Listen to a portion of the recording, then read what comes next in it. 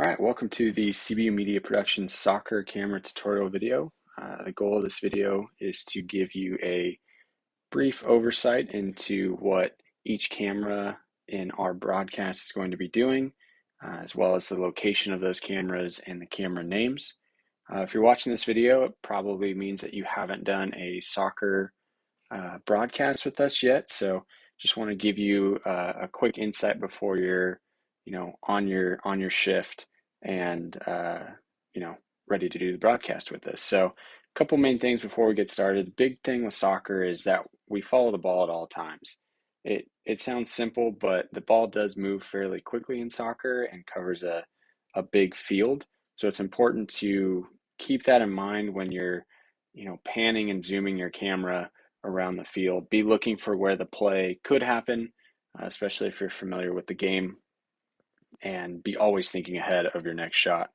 And for pretty much every camera except for camera one, the main goal of that camera is to give the viewer a closer look into the action of what's happening on the field. So what we mean by that is, as much as we want things to be smooth and we want to follow as best as we can, it's important that we keep those camera angles tight so that we can give them a different angle from what they've seen on camera one. So with that, we'll jump in. Here are the camera numbers and positions. So this is the way that the CBU soccer field is set up. You can see the image on the right side of your screen. We've got a fairly big field and a fairly big layout of cameras. So in a full camera setup, we'll have 7 cameras. Camera one is going to be a wide follow. It's actually going to be a pan tilt zoom or PTZ camera that is operated back in the event center using a controller and a monitor in the control room. The main goal of that camera we'll get into in a bit, but it's basically the wide follow of gameplay, and it's used for most, I would say maybe 70% of the broadcast. Camera 2 is going to be our high tight follow, so it's going to be directly below the camera, but this is operated out at the field. So this person has a camera on a tripod and is controlling the camera with zoom controls on the tripod. Camera 3 and 4, they're going to be our sideline cameras. So you're going to see those in the left side here, as well as the right side. And you'll notice that they're on opposite corners of the field, and that's on purpose. So camera 3 is able to kind of give us shots looking this way, as well as camera 4 giving shots looking this way. And camera 4 is actually able to get beauty shots of the bleachers, which is really important for coming in and out of commercial. Again, we'll go over all that in just a second. Camera 5, 6, and 7, those are all stationary, non-operated cameras. So camera 5 is going to be up here in the top. That's going to be our substitution camera. That's going to be whenever a sub is made, we're able to see that player run onto the field before we pick up the hero shots with either 2, 3, or 4. And then camera 6 and 7, those are cameras that are mounted inside of the goals and are used specifically for replay. You see those kind of in the corners here of the goalposts. So that is our layout. This should also help you if you've never been to the field before and you're not sure where you're going to be at, but you know what camera number you're operating. You can refer to this, and this will help you know where you should be going.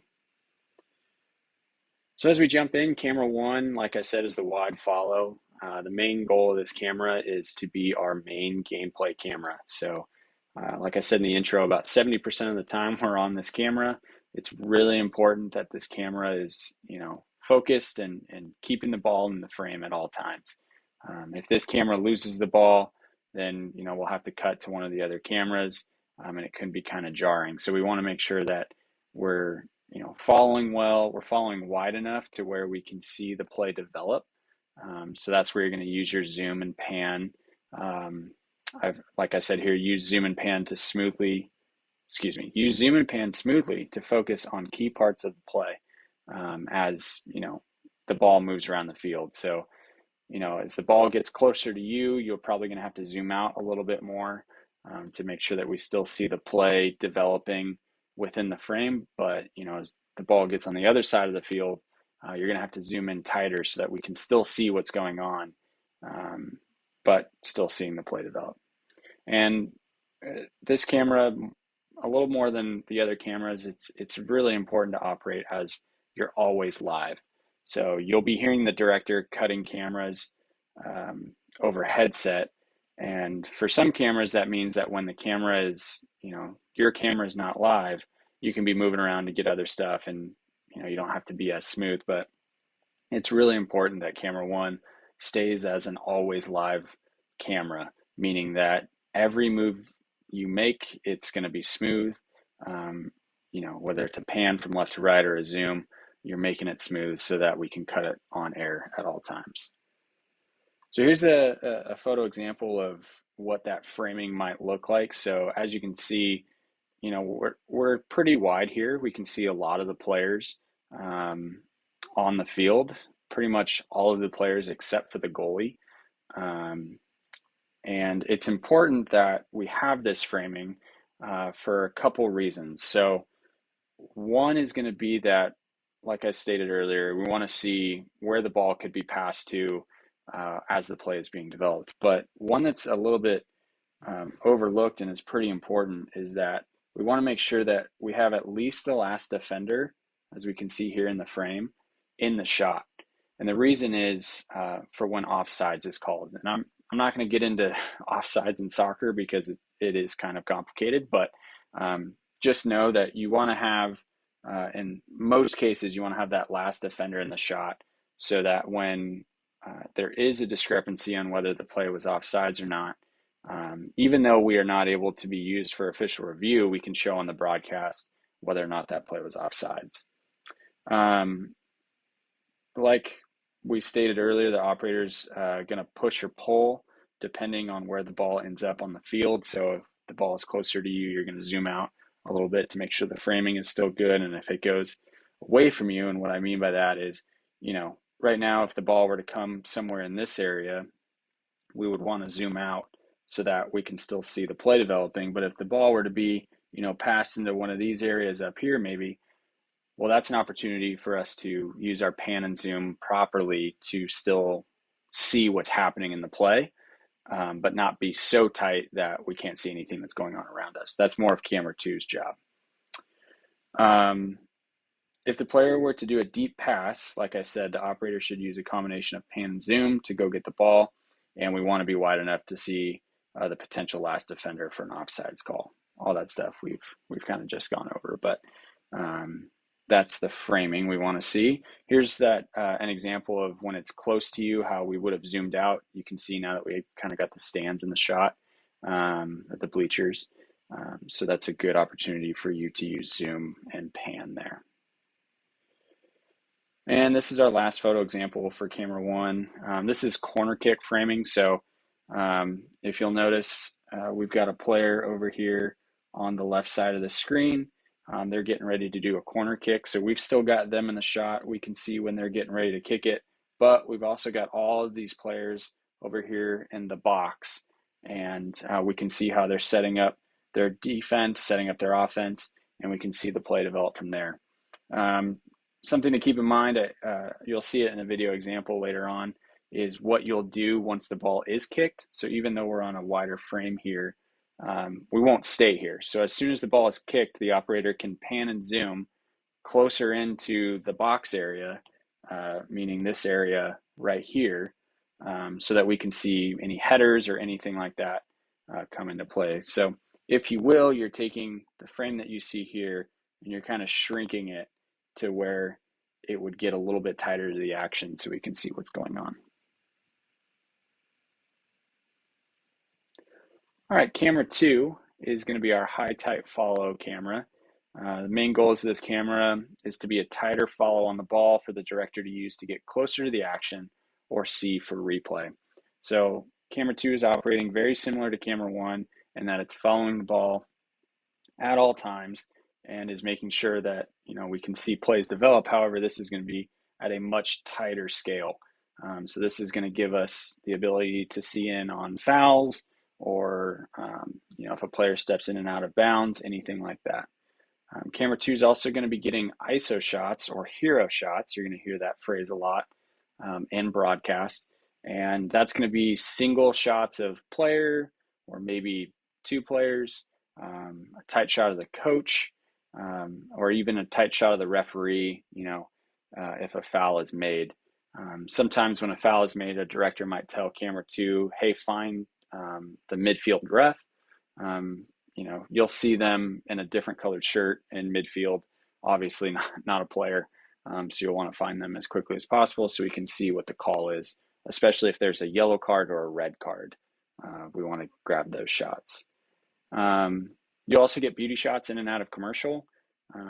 During soccer, there's no commercials during gameplay, but during halftime, we do a halftime show, and that's when beauty shots can be really helpful, whether it's, if they bring kids on the field to kick the ball around or whatever it is, we can get shots of that as well. All right, so in this photo, we've got a tight shot of what we're talking about for gameplay. So this is kind of the framing you'll want to see for actual gameplay. So this is right after a free kick. So from here, camera 2, depending on where they kick the ball, they're going to use their zoom and pan to still stay fairly tight, but follow the ball as it goes around.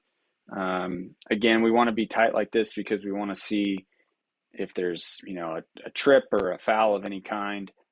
We can show it on replay and have a clear distinction of what happened. Here's another example of what a isolation of a player might look like, or an ISO or hero shot. So here we want to be pretty much as tight as possible. And this is great framing here by this camera op. This could be as tight as they could go. Obviously, we want to be as tight as possible. But I do want to point out one thing. As you notice, the player is starting to get very close to this mini board or scoreboard area. So it's important as an operator to know where this scoreboard and where these graphics could be located. You're not able to see if these are live or not, but keep it in mind that this top left corner is where a lot of graphics come from. So although this player is dead center in this frame, and that is really good framing, it would be a little bit better for this player to be a little bit more over here to the right. That way we get, a clearer shot of them and it's not impeding on this mini board. But altogether, the framing's great. We can see the expression on the face of the player. And we've also picked up the right player. So as you see here for this graphic, Leo Mendez, number 17, who I happen to know is this player, is coming into the game. And so the commentator is more than likely talking about him. So it's important that we ISO him as he's being talked about. All right, so this is going to be a video example. So before we get into it, I just want you to watch how closely the ball is followed. This is a clip from our halftime highlights, so that's why that graphic is in there in the bottom left-hand corner, but it still helps you to see in the first clip how tight to follow, how to follow the ball. And then one thing you won't see in this clip is that after the ball goes into the net, the next thing that this operator should do is swing around and grab the player who scored the goal. But it's the highlights section, so we have to make it quick, and I'm sure it was cut to the next frame. But here's the example. So you can see great follow the ball, nice push into the goal. And then, like I said, from there, the operator should have gone to the hero shot of number 3. And we're seeing this from camera 4 there. But that's pretty much what you're looking for to do. You want to follow quickly and as tight as possible and kind of follow the ball into the net and then grab the hero shot. All right, here is camera 3 and 4's main goals. So these are our sideline cameras, and these are our last 2 operated cameras here. So similar to camera 2, they're going to be a tighter follow on the ball for the director use to get to the action or see for replay. So we want to be able to see tight shots of fouls being committed or different angles of goals being scored, whether it's a header or even a free kick. There's so many options in soccer, and it's really important because camera 1 is fairly wide. that cameras 2, 3, and 4 specifically give us tighter shots of what's happening on the field. These can also be ISO or hero shots of players, coaches, referees, what have you. And I'll explain a little bit more of the protocol for when a foul is committed, what 3 and 4 should be doing in just a second. And then the other thing you're getting is beauty shots in and out of commercials. So this can be shots of fans in the crowd. This can be sunset shots. This can be stuff that's happening on the field. Anything that, makes the field look really nice and is really interesting for the viewer to look at as we go in and out of break. Soccer does not have commercial breaks during actual gameplay, as I stated earlier, but in and out of commercial breaks for halftime is when we would be looking for those beauty shots. The other thing that camera 3 and 4 can get is when the ball is coming close to the sideline, they're able to see really well who was the last person to touch the ball as it came out of bounds. Did the player step out of bounds? Anything like that on the sidelines is really, really helpful. And then also has a great view for throw-ins and corner kicks, especially when the ball is on, closest to your camera. That's definitely going to be a shot that the director is going to cut to right before the corner kick or throw-in happens. And I'll show you examples of that here in just a second. So here's some framing. This is a photo of the gameplay follow that you should be looking at. So as you can see here, we're wide enough to follow the play comfortably, but still tight enough to be able to see if a foul is committed or, someone steps out of bounds or anything like that. So you don't want to be so wide that, you can't really see any detail, but you don't want to be so close that you can't see, the feet of the players. It's important to see if somebody is tripped or, a slide tackle is done improperly, anything like that. So this is great framing here. We can perfectly see head to toe of each player. We've even got the stands in the background, which is great. And we can also see a little bit of the play in the background happening behind them. But as always, you want to use your pan and zoom very smoothly and quickly to be able to follow the ball as it goes around the field, especially when it's on the opposite side of the field than where you are.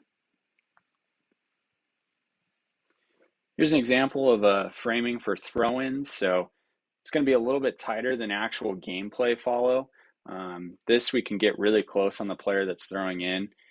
This is probably as tight as that camera could get, but basically what the operator wants to do is go as tight as possible on the player, and then as the ball is being thrown in, you want to use your pan and zoom to follow the ball. So you start tight on the player as they, raise their hands back and throw the ball in. We then want to see a zoom and a pan to see where the ball ends up in gameplay. Here's a great angle of an ISO shot of 2 players. This could have been after a specific play that these 2 players were involved in. It's really important that we get these hero shots because the commentator is going to be talking about what just happened in the play. So we want to make sure that we get those players on screen as they're being talked about. And this could be anything from a big pass, a big play, possible shot on goal, and then fouls. Fouls is a big one. And then, as I said earlier, it kind of depends on where the ball is on the field, what you're going to be doing for your foul shot. So if the foul is committed on your side of the field, meaning the ball is closer to you than it is of the other sideline camera, you're going to want to look for the player who committed the foul. We often get the biggest reaction out of those players. So if it's the away team or home team, doesn't matter. Whoever committed the foul, that's who we want to get a tight shot of. If the ball were to be on the opposite side of the field, however, then you want to look for the player who was fouled. Oftentimes they'll be on the ground. They're pretty easy to pick up at that point. But just to go over that one more time to make sure that's really clear, if the ball is closest to you, you're getting a tight shot of the person who committed the foul. And if the ball is on the opposite side of the field, then you're getting the player who was fouled. So just keep that in mind. And the director will help you with that as well. But You always also want to keep in mind where the score bug and graphics are located in the upper left, which is a great representation here. So this is perfect framing from this operator. We've got number 17, which is Leo Mendez, coming out onto the field. And we're given this number from the sideline table, so we know who's coming out and who to look for. But this is great framing. We have tons of space here between the player and the mini board. This substitution graphic is nowhere in play. Even though we're covering up the goalie, right now the goalie doesn't really matter. Who we care about is this number 17 as he's coming out onto the field and the commentator's talking about him. What can be tricky, though, is that multiple substitutions can happen at one time. So you always want to be listening for who the director is telling you to get and being ready to look out for those players either running on or off the field. But typically, we're going to be looking for the players that are running on the field, like Leo here. All right, so this is going to be a video example of how to follow during gameplay. Before I play the video, I just want to point out that the operator on this play follows at a very comfortable yet tight framing. So that could mean that you're as tight as your camera can go. It just depends on where the ball's at. But we still want to make sure that we're following comfortably. Those pan and zooms are smooth. And then I also want to point out that the operator stays with the ball as the ball goes into the net and then grabs the hero shot. So let's take a look at this video. So this is the celebration. There's the hero shot. This was in live gameplay. And then you'll see the replay effect come in here. Perfect. So this is actually from camera 2. Great goal. So here's the angle. Great follow. Follows the ball into the net. Perfect. And then you can see they were about to pan around to pick up that hero shot of Leo, which you saw was actually used in the actual live cut. And then we're seeing it here again as well. There's the other hero shot of number 17 scoring the goal. So great framing there, great follow. That's pretty spot on perfect of what we're looking for from camera 4 and camera 3. All right, so at this point, we're going to show a full gameplay example. So this is going to be all the cameras in one. I'll do a little bit of commentating over this to kind of point out the areas that are really good and really well done, and maybe some things that could be improved on. But this should give you an example of what it looks like during live gameplay. So we're seeing camera 1 here. Notice how they're zooming out and panning as we're coming across. It's important to note here that this actually wasn't the PTZ, but the concepts are the exact same of what you want to do. So see how the ball is followed perfectly there. We're zooming in. Ball's getting a little bit away from us. We're pushing a little tighter. Would have loved to see it a little tighter there. And then we have an awesome shot on goal, or a chance at a shot on goal there. 2 picks up the ISO of the player. And then this is what 2 was shooting the entire time. So perfect follow of the ball. And then 2 would spin around, grab the hero shot. So 1 knows that we're about to get a goal kick, so they want to be really wide here. Great ISO shot from 4 and 2. See, we got the graphic comes in talking about Iliohan there. So 1 knew there was a goal kick coming, so being really wide is a great thing. And then we push into gameplay as the ball comes in. And unfortunately, the ball went out of bounds there. So that's exactly what we're looking for. I know we saw the angle from 4, but 3 would be doing the exact same thing. Following the play from the opposite side of the field. We saw some examples during camera 3 and 4's section of this keynote, but that's exactly what we're looking for. We're looking for nice follows, tight enough to where we can see detail, but wide enough to where we can see the play develop. And before we finish here, I just want to give a couple final thoughts. So keep the important action front and center, but leave enough room to see the play develop. I know we've said that maybe 15 times in this keynote, but it's really, really important for soccer that we don't want to be super wide. We want to see what's happening, but we also want to see what's happening in front of the ball as it's heading there. So something to keep in mind. Like I said at the very beginning, we always want to be ready for the ball to change direction. It happens very quickly and often in soccer. So, as you gain experience with operating a camera, you'll notice which direction the ball is probably going to get passed, and that'll give you an idea of where you're going to be pointing the camera next. But that's why we want to be somewhat wide, so that way we can follow smoothly no matter which direction the ball goes. Again, just to really drive this home, you want to keep up with the pace of the game, but keep it smooth, be thinking ahead of the play. And then I put here at the end, focus, focus, focus. What I mean by that is, what is the focus of what's happening in the game right now? Is my camera in focus and is shooting what I should be shooting at that time?